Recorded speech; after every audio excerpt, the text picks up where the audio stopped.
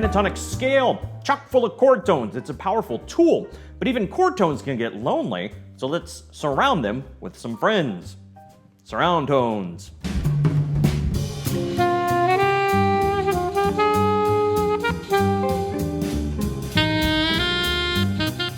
Hi, and welcome to the Saxophone Academy. I'm Dr. Wally Wallace, and if you're interested in saxophone masterclasses and product reviews, please do subscribe and be sure to hit the like button, because I was bullied as a child.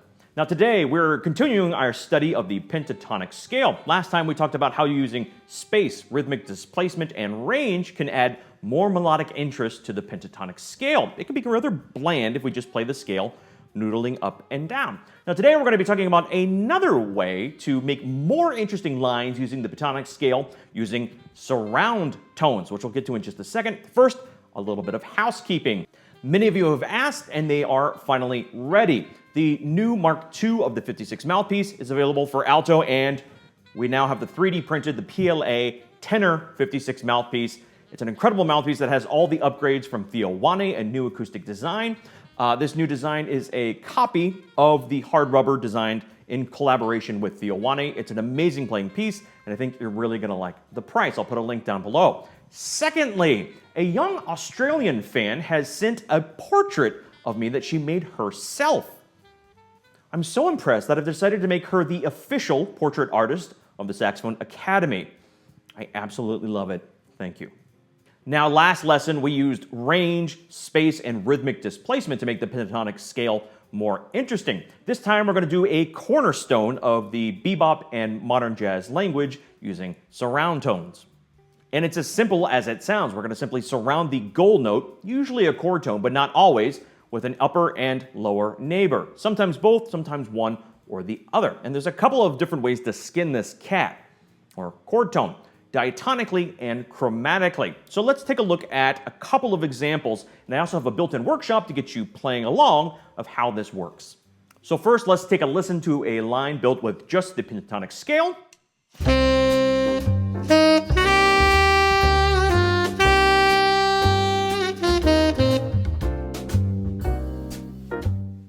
You see, it's a nice phrase, but fairly simple. Starts on the root, climbs up to the fifth, and goes back down. Now let's add an upper neighbor, not part of the pentatonic scale. We'll add a slight dab of dissonance and tonal color.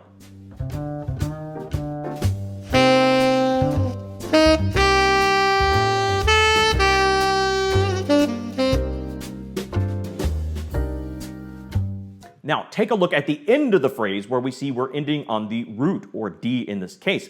We can create more melodic interest by adding an upper and lower neighbor surrounding the chord tone. Surround tones. Get it? And now we have surround tones. Take a listen.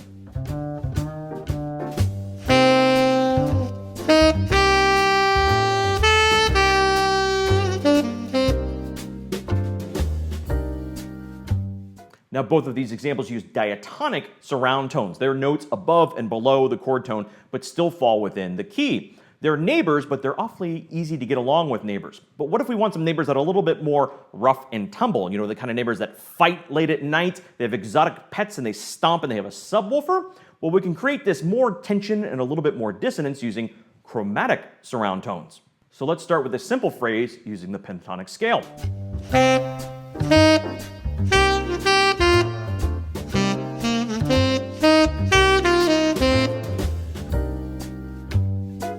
There are parallel, antecedent, and consequent phrases, mirroring motives climbing to the fifth scale degree. Put another way, it uses the pentatonic scale going up twice. Now let's spice things up a little bit more using chromatic surround tones. The neighbors are a little bit more dramatic this time.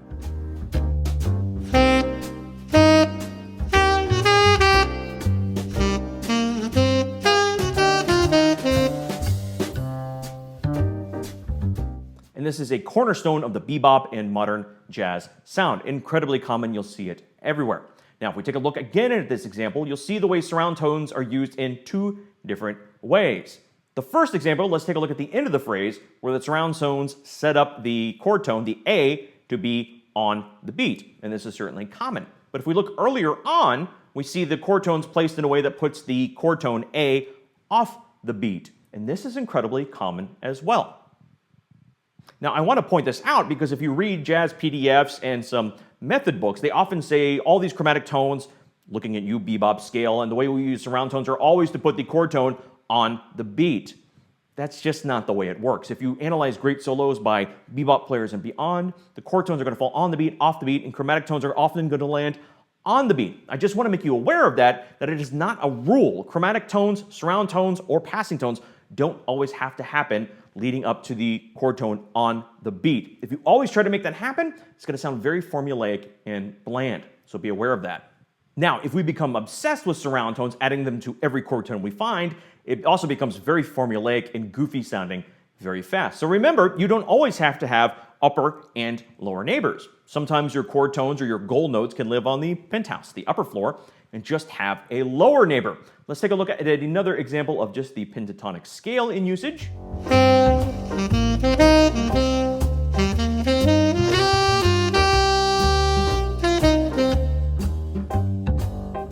Now, let's spice up the line a little bit by just adding chromatic lower neighbors.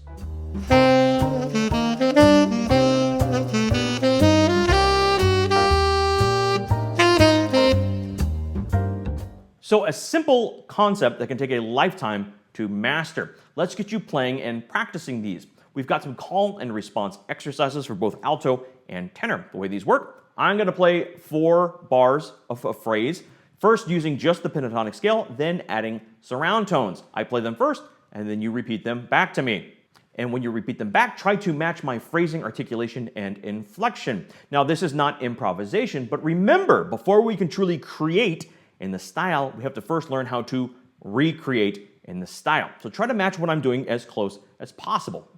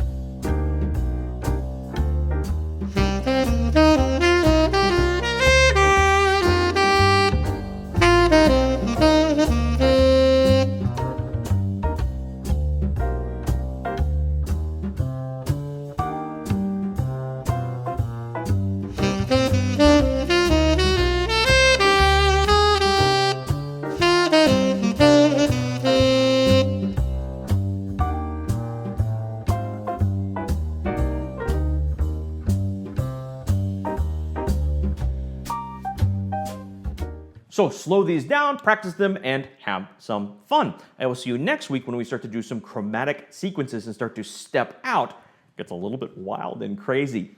Don't tell anyone. We're going to have a good time. I will see you very soon, and until then, go practice.